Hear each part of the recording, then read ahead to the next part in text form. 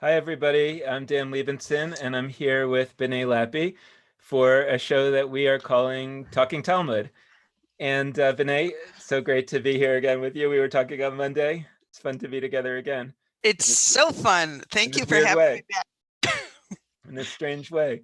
Yeah, Um, so for those who are out there that are already B'nai Lappi fans, of whom there are many, I think this is going to be really exciting to you because what we're doing is something that we have talked about doing, B'nai and I have talked about doing for quite a number of years now, which was basically our thought was to do a Talmud podcast. The problem was that we didn't agree about how to do it. B'nai wanted it to be like Svara does these like long learning, and we would be doing it in the original Aramaic and translating it, and it would be taking maybe a whole podcast episode for a couple of sentences, and we would do this incredible deep learning. And I was like, I think people want to make like I just want to like talk about the stories and interview professors and that kind of thing. And we eventually compromised on doing both.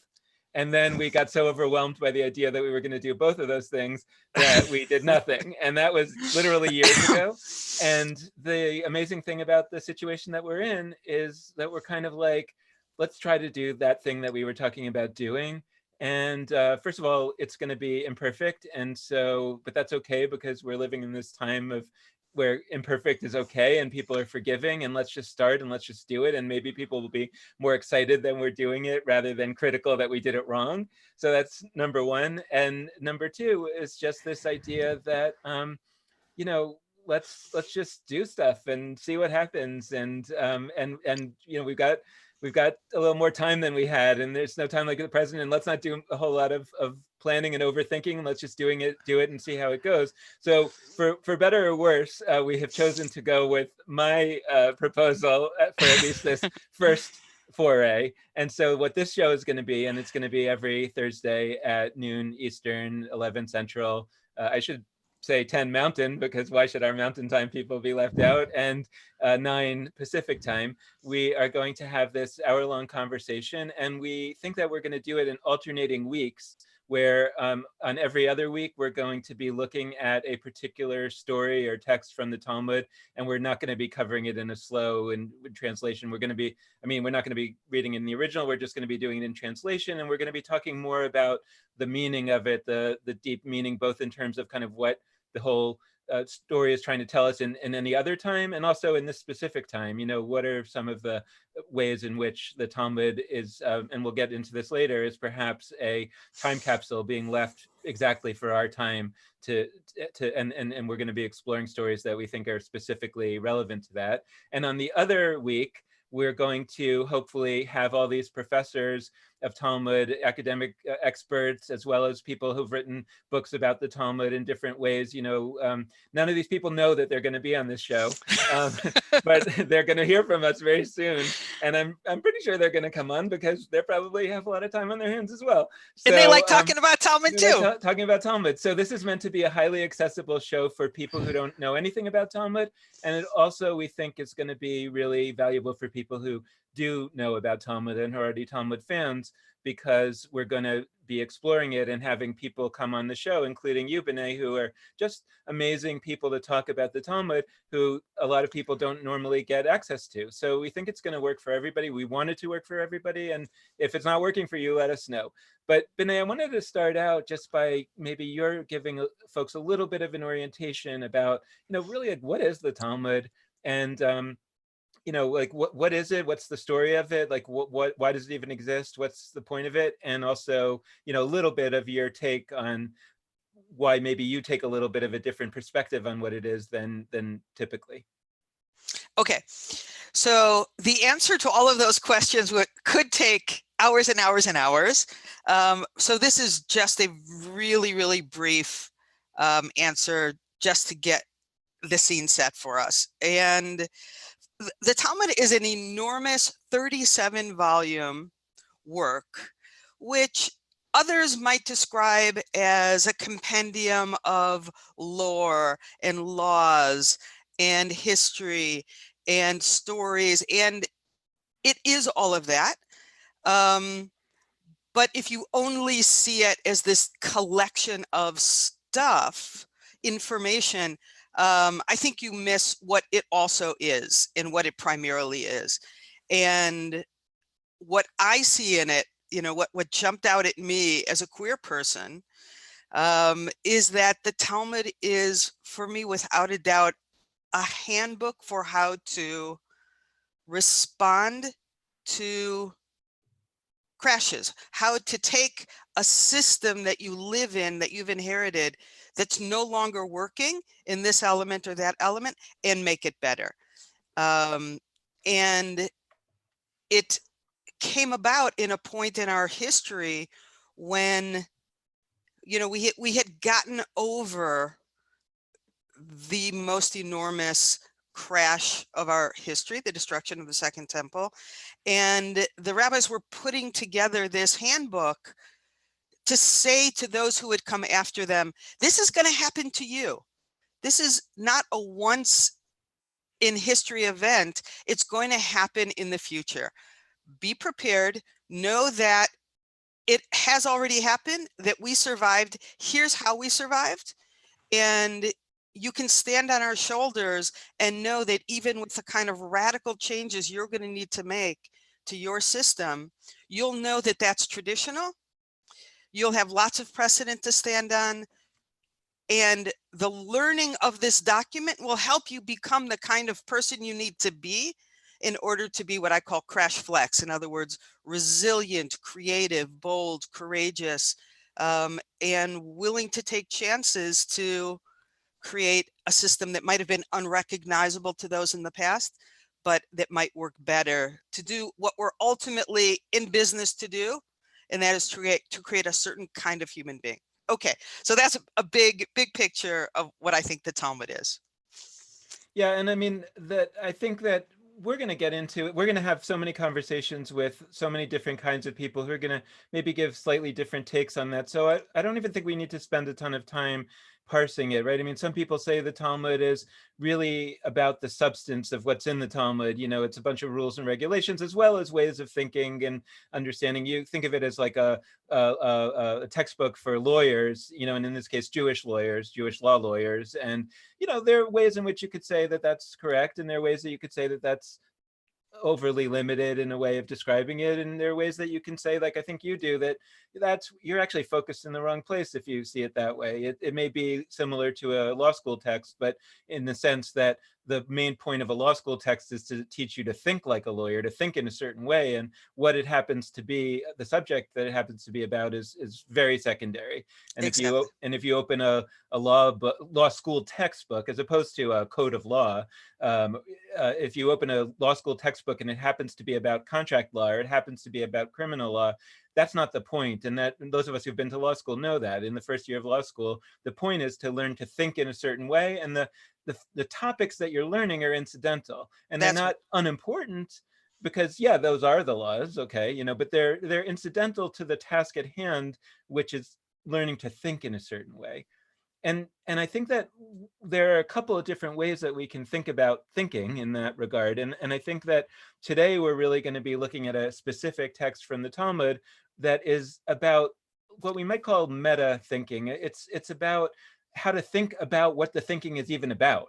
And right, and you can learn how to, once you know what the thinking is about, then you like say, okay, well, in our system we privilege, for example, we might privilege precedent, whereas in another system they might privilege a source of authority, you know, or something like that. But before we even get there, we want to talk about what is this endeavor even about. And I think that in America, we're used to, when we're having that conversation, we're generally talking about the American Constitution. We're saying this is a country that was set up in a certain way for a certain reason with a certain set of principles. And now, once we internalize all that, now we can go to law school and understand what to do when you come to court, and how those goals, those visions that we see in the Declaration of Independence and the Constitution, how those are enacted. And with the Talmud, I think, and not only the Talmud, because by the way, I'll say that you're the Talmud expert here. I'm more of Hardly. a I'm more of like a casual, you know, fan that likes to talk about stuff. If anything, I'm more of a Torah expert, and that's been something that I've taken a much deeper dive into than the Talmud. And what's always fascinating to me is the way in which I see the Talmud and the Torah rhyming, and that there are ways in which I think in particular the story of the Exodus and the story that we're going to look at today rhyme in very deep ways. And so I think that when we're looking at both the Torah and the Talmud, arguably, I think it's similar to looking at the Declaration of Independence and the Constitution, in that they are both founding documents of this enterprise that we're in. And what we are trying to get at and trying to understand is like, okay, so what was the purpose that those founders put out there? The American founders said life, liberty, and the pursuit of happiness. Okay, you know, and we've heard about Hillel, the elder, tell me Judaism while I'm standing on one foot. He says, what's hateful to you, don't do unto others. You know, are there ways that we can try to get at kind of, okay, what's the enterprise about? And Yeah. then as we go on, we'll get into some more of the details. Yep. So let's look at Great. this text. We want to jump quickly into a text. And I want to say again, for folks that are new to Talmud, don't worry about it. It doesn't matter that you won't necessarily get everything. We think that if you stick with us for about 3 or 4 weeks, you will not even be thinking about that anymore. You'll be totally in it. So we just want you to kind of ride along right now. And if you if we say things that you don't know about, we'll try to explain everything, but things will become clear in the weeks ahead. So the first text that we want to look at is from a tractate called Gittin, and which technically has to do with Jewish divorce law. But for some reason, this story, it's basically the story as told by the rabbis of the destruction of the Second Temple. That story is stuck in here, and we're going to be looking at a particular moment from it. B'nai, you want to set the scene? Sure. So this is it's a kind of origin story. This is the story of how rabbinic the shift. It's a photograph of the shift from biblical Judaism to what came next and what lasted for the next 2,000 years, rabbinic Judaism. So it's an origin story. And as I learned from my primary teacher, Dr. David Kramer, when you look at a story in the Talmud, you have to look not only at what it's saying, but at how it's saying what it's saying, to ask yourself, what does the way they're telling the story teach us beyond the actual content of the story? So I think we want to be looking out for that as well. And the story is set in the 1st century. It's probably the year 68 CE or something like that. The Roman siege of Jerusalem is in its late stages. Things are looking really bad for the Jews. And there is something of a civil war going on at the same time. While the Jews are fighting the Romans, there is conflict among the Jews as to how we should be responding to this assault. And you know, the zealots and those who are most invested in Temple Judaism are fighting the Romans, and others are saying, you know what, this is a lost cause. We're not going to win this thing. Maybe we should try something else. And there's this civil war in which the zealots are trying to suppress any alternative responses. And one of those who is not down with the revolt, Rabbi Yochanan ben Zakkai, calls his nephew. This is the son of his wife, and he calls his nephew, who's actually the head of the zealot forces, and he says, you know, come to me in secret, and because I need some help. So his nephew comes to him in secret, and he says, you know, why are you trying to kill us all? Because what the zealots are doing is actually burning the storehouses of food so that no Jews who oppose the revolt can even survive. And he says, Rabbi Yochanan ben Zakkai says to his nephew, you know, tell your gang to stop doing this. And his nephew says, if I do that, they're going to kill me. I can't do that. So Rabbi Yochanan ben Zakkai says, okay, help me, give me some solution. How am I going to get out of here? Maybe I can save some small number of us, because you all are going to go down with this temple, and it's going to be the end of all of us unless some of us get out. So his nephew says, okay, do this. pretend you're sick, have, you know, put some like putrid decaying meat in bed with you so it'll smell bad. Get the word out that you're sick. People will come and visit you, and they'll smell this smell and they'll realize you're on your deathbed and you're dying, and word will get out that you've died. Then have your students carry you. And by the way, be sure no one else carries you, because we know that dead bodies are heavier than light. I don't know, is that a thing? I don't think so, but I don't know. I don't know. But anyway, But I have to say, by the way, on that score, my wife and I have been doing the daily Talmud reading, the yeah, Daf Yomi, which I know you have your issues with. yeah, But we'll put a sticky on that. We'll come back to that. we'll get back to that. But one of the things that we, in the first book called Brachot that we were reading, there's a lot of concern about demons all the time, particularly in the bathroom. And you could read that on a kind of casual way and say, what ridiculousness, like demons. We know there are no demons. But actually, in our time right now, it's like if you just translate demon as virus, or demon as you know, as a germ, then actually they were right, that there are these unseen, very powerful, dangerous things. Particularly, you should be concerned about them in bathrooms. So some of the things that we might look at, like our dead bodies, heavier than live bodies, or lighter than whatever it is exactly. Like, my first response is to be dismissive and say, I don't think that's scientifically true, but like, there's also probably something maybe there that we could investigate a little more closely. Yeah, maybe. Anyway, go on with it. Okay. So his nephew says to him, okay, everyone will think you're dead, and then have your students carry you out.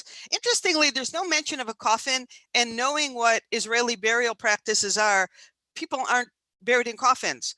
So even though we always think of Rabbi Yochanan ben Zakkai getting snuck out of Jerusalem in a coffin, I'm not sure there was actually a coffin involved, but regardless, his students carry him. And they get to the gates of the city, and now they get a problem, because at the gates of the city are guards.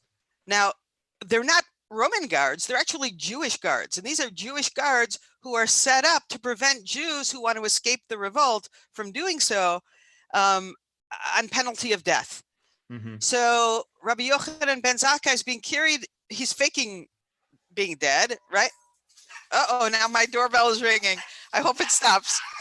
And his students are carrying him out, and the Jewish zealot guards are saying, hey, what's going on here? You know, is this person really dead? And they threaten to poke the body to be sure it's a dead body. And the students say, no, the Romans are going to say we poke our teachers. And they start to push the body, and the students say, no, don't do that. The Romans are going to say we push our teachers. Finally say, okay. And they let Rabbi Yochanan be snuck out by his students, past the gates. And Rabbi Yochanan gets out of Jerusalem with his students, and he goes to the Roman camp. He gets to the Roman camp and approaches Vespasian. Now, Vespasian is the general of the Roman army. And he says to Vespasian, peace be unto you, king, peace be unto you, king. In other words, he's addressing the general as if he were the Caesar. And the general says to him, you know, that's a capital offense what you're doing, because I'm not the king. And at that moment, a messenger comes and says, the king has died, and Vespasian, you are now the king.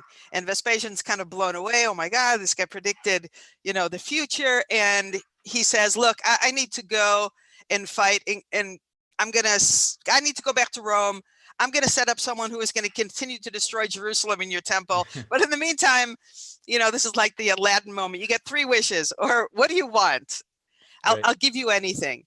And this is the climax of the story. And this is when Rabbi Yochanan ben Zakkai asks for 3 things. One primarily, and this is the moment when he says, Ten li Yavna v'chochmeha. Give me Yavna and its sages. So Yavna is a city, is a town outside of Jerusalem, west of Jerusalem. And what my teacher, Dr. David Kramer, pointed out to me that I had missed, and I think a lot of people miss in this really subtle line, is It's not just give me a town where we can be free, where I can go and settle.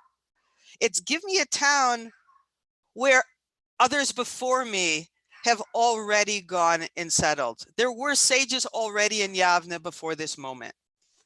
And I think that what's important to point out is that in the way that those of us, I mean, I often will point out that a lot of us who have been relatively well-educated Jewishly have been miseducated, not intentionally, but it's just that there's a certain way that Judaism is taught, and it actually isn't always correct, even just when you look at the sources. And a lot of times the way that we're taught is that Rabbi Yochanan ben Zakkai, who you're talking about, the rabbi who was smuggled out of Jerusalem, that he was the founder of Rabbinic Judaism because he established Yavne, and Yavne was the place, you could think of it as kind of the R&D center where Rabbinic Judaism was developed over the next 100 years or so, and then it was codified in the Mishnah in around the year 200. And we're talking about, like you said, the year 68, 70. And so that's how it's taught. And the shocking thing about understanding that when he asks for Yavne and its sages, that actually belies that story, or it could belie that story. It says that Yavne was already up and running. It was already had sages, which also leads to the question of, well, who was the real founder? Who put them there? How did they get there? You know, but we don't have to resolve. But the point is that it was already up and running, and he was just joining an ongoing concern. You know what what you brought to mind? The way we're mistaught the Rosa Parks story, right? We're told that it was a moment when a single individual stood up and said, no, I'm going to resist. And that the entire revolution, the civil rights movement happened because of this one individual. And it's actually not true, right? She worked for a civil rights organization, and there was a lot of organizing by a lot of people that happened before that moment, which was very much a planned moment. So and I think it's important to know that, because revolutions don't happen when a single person stands up. Revolutions happen when a group of people organize, a group of people who understand, what's broken and what needs fixing, organize. Of course, they need a leader, but. Well, so one of the reasons that we wanted to start with this story was because in some ways it is the founding story of Rabbinic Judaism, or at least a founding story of Rabbinic Judaism, or it's understood as a founding story about Rabbinic Judaism. We're calling into question whether the founding actually happened earlier in some way that is not quite captured here, or, or it's not necessarily the founding. I mean, there were other rabbis that came earlier, like Hillel, the elder, who were doing things that are seen as proto-Rabbinic Judaism. So it was obviously something that was. And by the way, who was Rabbi Yochanan ben Zakkai's teacher? Right. So it's like, so on the one hand, so it depends what we mean when we say Rabbinic Judaism, and we can talk about that. It's like, I mean, another way these things are mistaught is to imagine that there was a pre-Rabbinic Judaism, meaning Second Temple Judaism, and boom, it was over, and then all of a sudden a new Judaism jumped up and was created, as opposed to seeing it as these things always are, which is kind of like one thing is in decline while the other thing is arising, and maybe at that moment of collapse is when the other thing jumps up, but it was already there. And I say all this because the other reason that we want to start with this text is that we see some resonances to what we're going through today. And I think that the connection there is that and I've been making this in the Torah analogy to the Exodus from Egypt and the wilderness, right? Is that all of a sudden there was an event that ends something, the Exodus. All of a sudden you're out of Egypt, and you end up in the wilderness, and sooner and after a while at Mount Sinai. And in a way, I think that Yavne is like what rhymes with Mount Sinai. It's the place where the next version was kind of created, right? And so in our time, you could say, oh, we have this shocking coronavirus situation that has forced all of us not only online, but also into this rethinking of Judaism in certain ways. And I think question number one And should be, rethinking of so much of the larger world, and so much of the larger rethinking of world. capitalism and Right. healthcare and labor relations, and Right, accessibility. but I think that a lot of people who are coming here from the old world, who are, meaning who they're, in this case, we're talking about Judaism, but I agree that it can all be mapped onto the larger picture, that they're kind of very shocked. They're like, Right. oh my God, what do we do now? Like, we have to Right. start over. We have to build something new. And there are a bunch of people that are out here already that are saying, no, you don't have to build something new. We've been out here for decades. Yeah.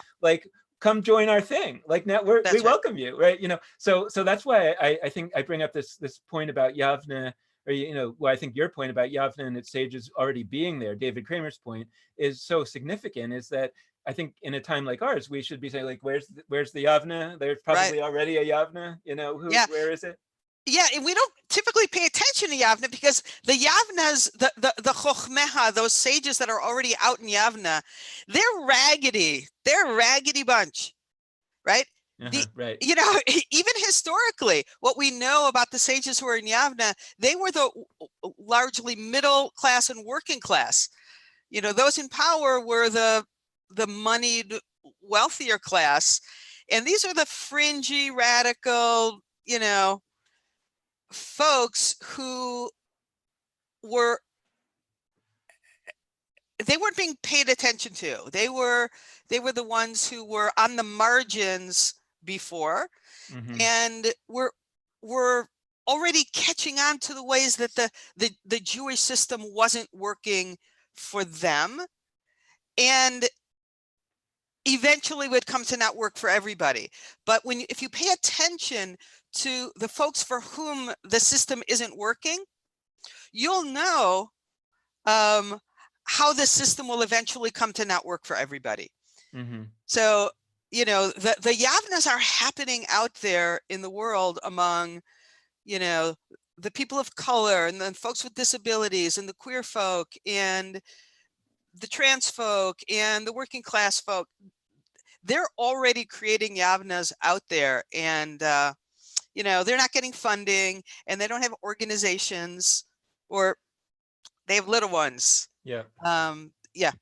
I mean, I've in this particular circumstance that we find ourselves in, I keep quoting Isaac Asimov. I think he was incredibly prescient, and a lot of his science fiction books actually seem very prescient now. I've talked about one called The Naked Sun, which is a world in which people don't come into contact with other people for various environmental reasons, and how does that world function? But in his Foundation trilogy, it's about this idea that the empire is collapsing, and there's going to be this, like, I think 20,000 years of misery, but he has a way of making it only 1,000 years.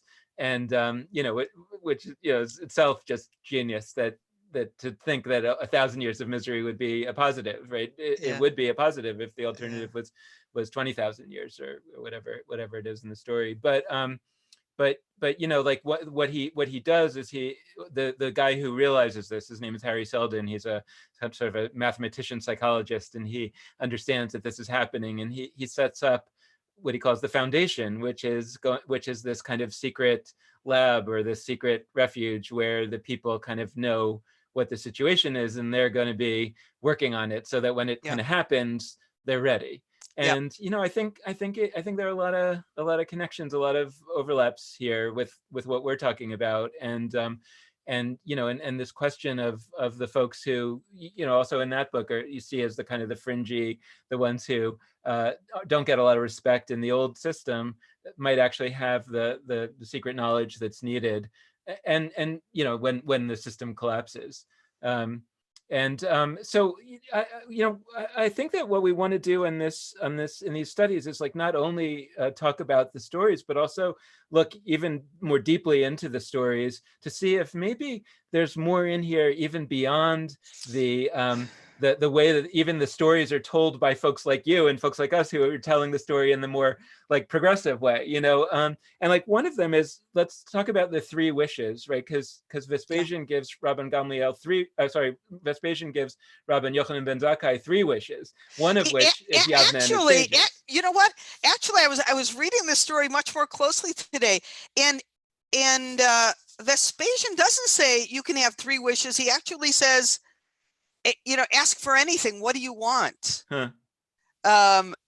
And Rabbi Yochanan ben Zakkai takes upon himself the opportunity to ask for 3 things. So anyway, go ahead. So the 3 wishes are the second one is actually Yavne and its sages.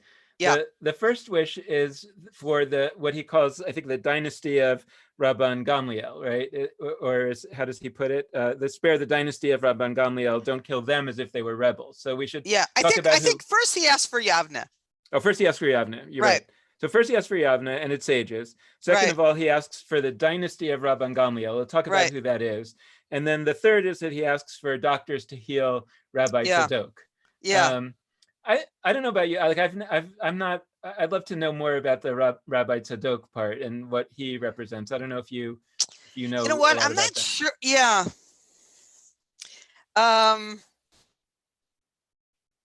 So I think if you don't, it's for us to research because I think it must be significant in our take. But at least Rabban Gamliel, I think, is significant in the sense that Rabban Gamliel was the descendant of Hillel, and Hillel was kind of, I think, seen as a much more prestigious figure than Rabban Yochanan ben Zakkai was, like a student, you know, and he became great, but at the time he was pretty great, but you know, maybe kind of, but the grandson of Hillel, like that was prestige, right? So I wonder if there's something where he's saying here, you know, I need that little rinky-dink place Yavne and its sages. Like there's some really cool fringy hippie stuff going on there that's going to be the center of the new Judaism for sure. So I need that place. But I also need the guy who's seen as the kind of big guy in the world. You know, I need to rescue that guy because somehow I need to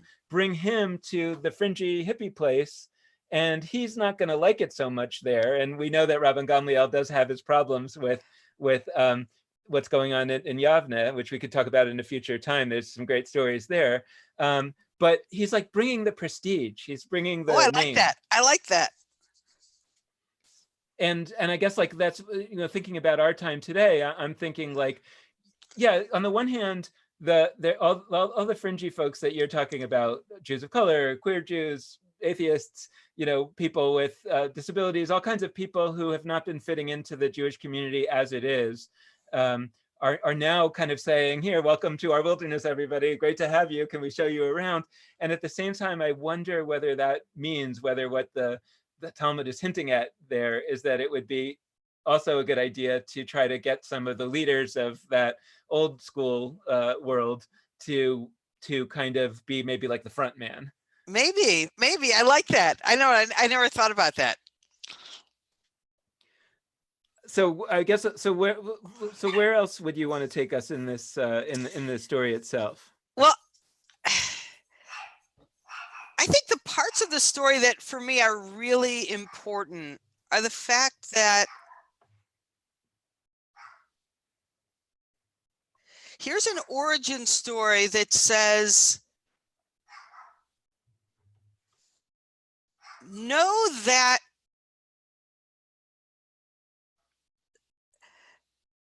it might just happen that your world, when it looks like it's crashing, you have to know that that crash already happened before. In other words, that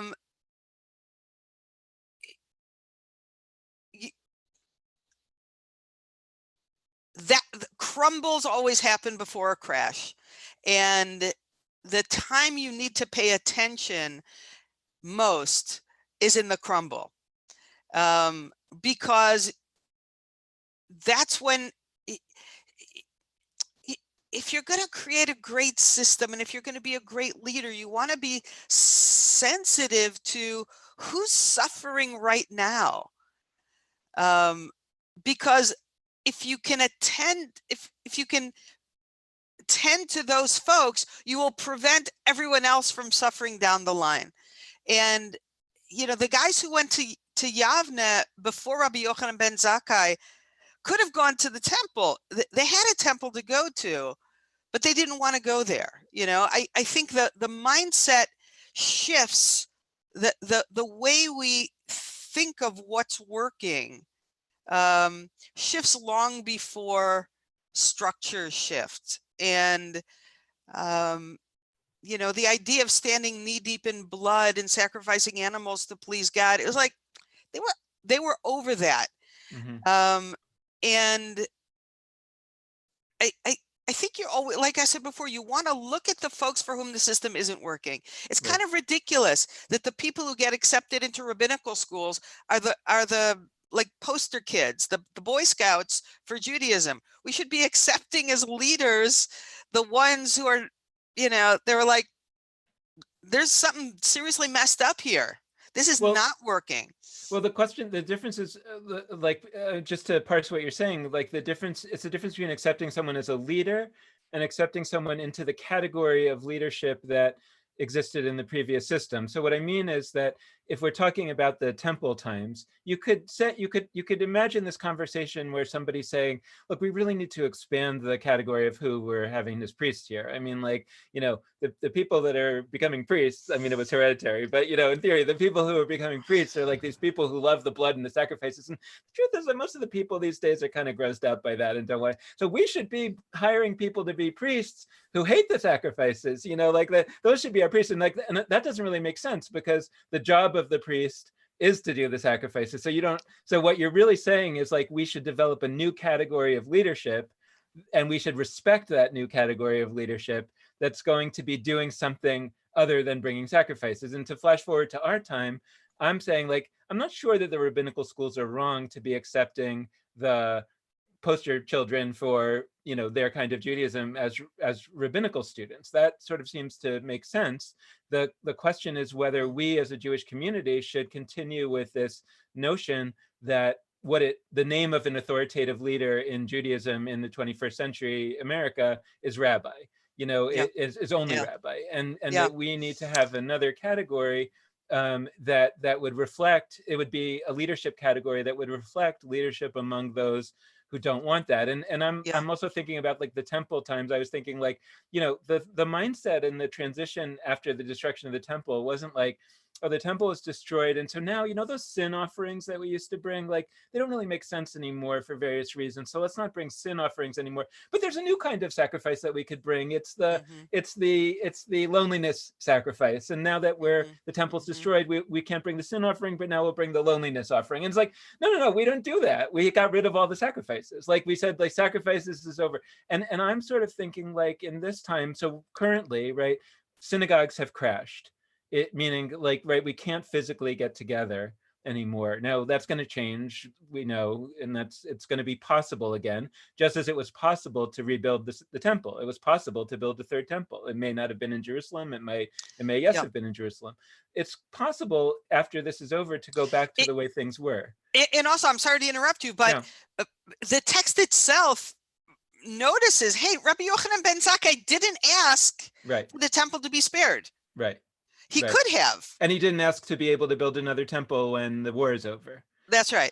No, and I just want to put out there, I'm not suggesting that we shouldn't aspire, that people shouldn't aspire to go back to regular synagogue life when this is over. What I'm suggesting, though, is that those who weren't that happy there before might feel more empowered now to say, well, maybe this is a moment that suggests that we can try something new. And let's play around with that. And so rather than only having live streaming synagogue services now, which I, by the way, have been loving, so I'm not at all against it. You know, I think the synagogue should be doing that, but I think it's an opportunity to say, what would be like the next thing, like that would sort of take the place of synagogue services in terms of people's soul experience, you know, in their souls, but it wouldn't necessarily just be mapping the old synagogue service into a digital version. Yeah. And, you know, it's always seemed, I've always been a little bit jealous of the guys in Yavna and Rabbi Yochanan ben Zakkai's moment, because for them, it was like, hey, we got nothing to lose now. You know, the temple's gone. We can either give up. Fighting for it obviously is not going to work anymore. It's gone. So let's just let's throw some spaghetti at the wall. They didn't have this fear in them like, oh my God, I might ruin it. Oh my God, I might be the end of it. Because it had already ended, is what you're Because saying? it had already ended. And so I think they had a freedom. By the way, remind me to get back to the story of Rabbi Yochanan ben Zakkai's deathbed scene, because that's important. But basically it was over. So I think they had a kind of creative freedom. It's like, we have nothing to lose. They were in a nothing to lose moment. And, you know, until this moment in history, this moment of this virus in the Jewish world, you know, you could look at the temples down the block and you have this illusion that they're all working. Now, some were working great, but you know, there was this feeling like, oh, there's something wrong with me personally, that it doesn't work for me. And I think there was a reluctance to try new things and to really understand the systemic reasons why it didn't work for me. But we're kind of in that moment now where it's like, hey, let's just try some stuff. And that's very rich. I think it's very exciting. And what you're doing, for example, is it's like, I just try some stuff. Go ahead. Tell me when we should get back to Rabbi Yochanan ben Zakkai's death scene, because I think that's also important. Well, I think not quite yet. I think we should mention it, and then we can always also have that as a core text for a future episode as well. But I do want to talk about something with you, because I think that when we map this onto our own time, until this happened with the coronavirus, you know, you and I would be having these conversations, and I don't know how you were feeling, but like implicit for me was an idea that unlike previous crashes of Judaism, I didn't really believe that there would be a destruction that would accelerate this crash. I thought that, and I didn't know how to respond to that exactly. I thought like, well, there's nothing, you know, back then there was one temple in Jerusalem, and so it was easy to destroy one temple in Jerusalem. Now that the whole synagogue enterprise is diffused, you know, nothing is going to happen that is going to destroy synagogue Judaism, you know. And so the question in my mind was, is there a way for the new thing to come about when the old thing isn't really destroyed in a sudden sort of way? And I never in a million years imagined something like this. And now I think that most people who are looking at what we're experiencing now are not seeing it as a cataclysmic level destruction. They're seeing it as a terrible, tragic, temporary situation that after it's over, we will go back to the way things were. And I guess I wanted to explore with you a little bit this question of, to what extent do you think it is a cataclysmic level destruction event that actually potentially accelerates the new Judaism, or the next Judaism, or not? And there's one simple view, which we also see that there's an economic crash going on here, and a lot of the individual Jewish organizations that we had on the map before will not be around on the other end of this. That's quite clear. So but a lot of them still will be. So again, it's not necessarily a cataclysm like the destruction of the temple. It is for the people who are members of those particular organizations. So maybe that's how this destruction functions. But I think it's also more than that. I have an instinct that it's more than that. But I'm not yet sure I can fully put it into words. Why am I feeling like this is actually a crash moment? The crumble, like what I was going to say earlier when you were talking about the crumble and you should be attentive to the crumble, et cetera, I almost was feeling like saying to you, like, yeah, that's what we were talking about a month ago. We don't need to talk about it anymore. That's the crumble part is over. We're now in the crash, so we don't have to tell people to be sensitive to the crumble. The crumble happened. Now we're in the crash, but I'm not sure I know exactly why I think we're in the crash. Yeah, and I'm not sure either. I think none of us is going to know until we're able to look back, and that might happen beyond our lifetimes. I mean, it probably will. Right. At the very, very least, I think this virus is accelerating the crumble enormously. as you say, many Jewish organizations are going to fail. Some synagogues are going to fail. Some which were doing a great job, some of which were doing a crappy job. And it's kind of good that the ones who are doing a crappy job are not going to make it. I hate to say that. But I think this moment is going to settle the noise of, oh, but look, this is what the Jewish landscape looks like. It's healthy. There are so many whatevers, fill in the blank, Hebrew schools, you know, day school, you fill in the and there's this illusion that they're all working well. And what's the matter with you if you're not playing in them? And I think this is going to sort of clear out that landscape to some extent. I don't think this is going to be the end of our crash when this virus is over. I think it's going to stretch out, just like the Emancipation Enlightenment wasn't the entirety, you know, of our current moment. You know, we had to still have the Holocaust and the unprecedented power, wealth, and sort of sense of equality that American Jews have in modernity that contributed to this moment. And so I don't know, but I have a feeling that just as I think in every crash, the folks who are wanting to go option one, there will always be some people wanting to go option one, right? There are still folks who are like gathering money and making the utensils and the kalim, right? For the temple. For the next temple. Right. I remember you telling me once that any technology that has ever existed still exists. Yeah, right. They still use something like, right. Talk about that. I don't know. There was some book or something I read about innovation that talked about how like no technology ever goes completely away, and you know there's still people making bows and arrows. You know, there's still people making you know what do you call it? A Morse code machine. You know, telegraph machines. You know, like everything. There's whether it's a kind of hobbyist or someone, like they don't fully go away.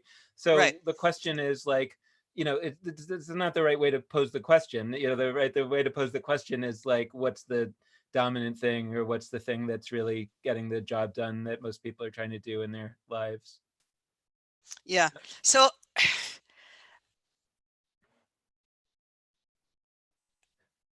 I don't know. I think we're either in the final stages of the crumble or the beginning of the crash. I think this virus won't be the end of the crash. I think.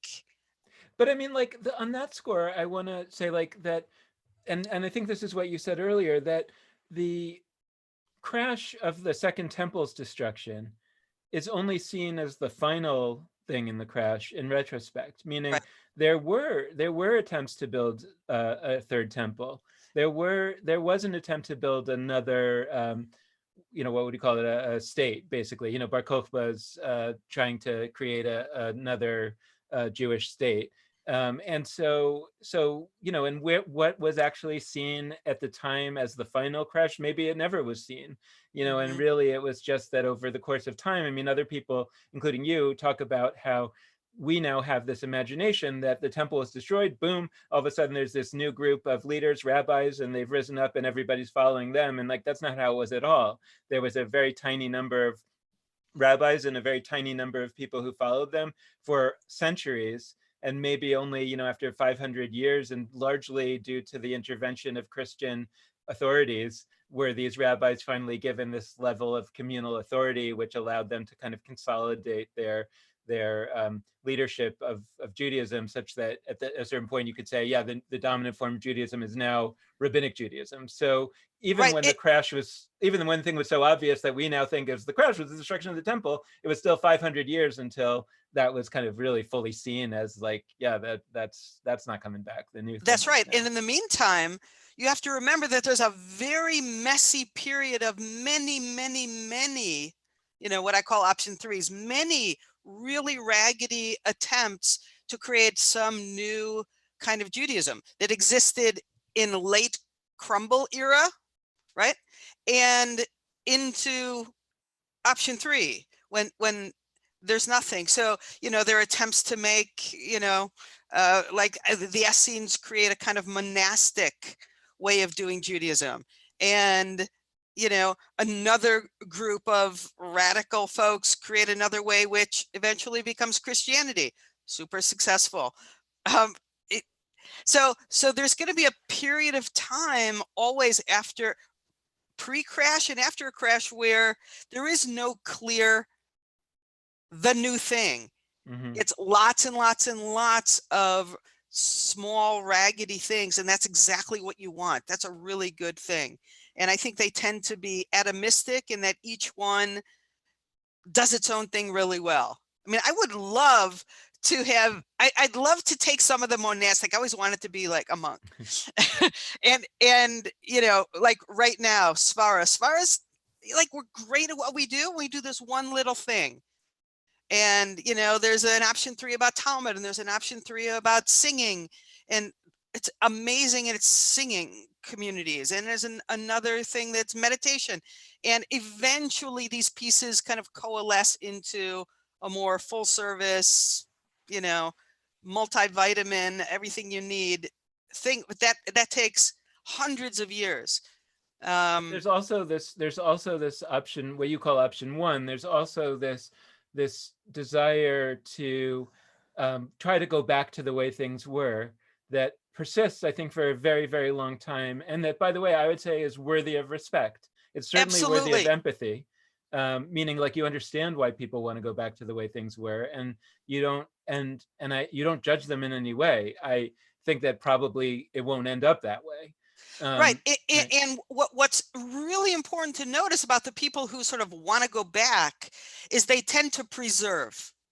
And the impulse to preserve is actually great. I want some people on the project of preservation. Right. And even though they're doing it for reasons that I think are wrong-headed, they're going to preserve things that I'm going to miss, that for me don't seem obviously valuable, but that I'm going to benefit from when I'm creating, all this new stuff out there. I'm going to look back and go, oh, wow, they preserve some stuff that now I realize has enormous value and I can bring into. So the folks who are like wanting to go back are really important as well. Yeah. And I guess, I don't know if, like, now I kind of want to really sort of try to figure this thing out about Rabbi Tzadok, because it's interesting that when you go back to the text, right, there are these three things that he asks for. One is Yavna, give me that progressive fringy place. It's already going on. I want to save the fringy people, even though the other thing may be going down. But another piece is, I want to take the dynasty of Rabban Gamliel. Maybe that's, I want to get the front man who's going to give me the prestige or the authority. Maybe it's that he somehow represents an old world, and I want to salvage that. What's interesting is that give me healing for Rabbi Tzadok. Meaning give me doctors to heal Rabbi Tzadok. I wonder if metaphorically we could read something like that as saying, hey, this might be my moment, right? Maybe like the whole old world that I've been opposing all this time is crashing down. You could think that I just want to go to the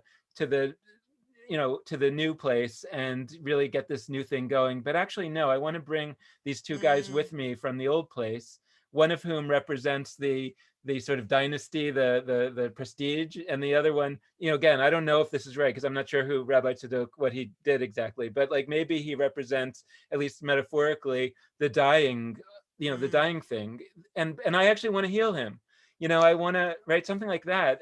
If that's right, then I think it's actually kind of a beautiful. Oh, that's interesting. You're making me think about, how in this moment there's this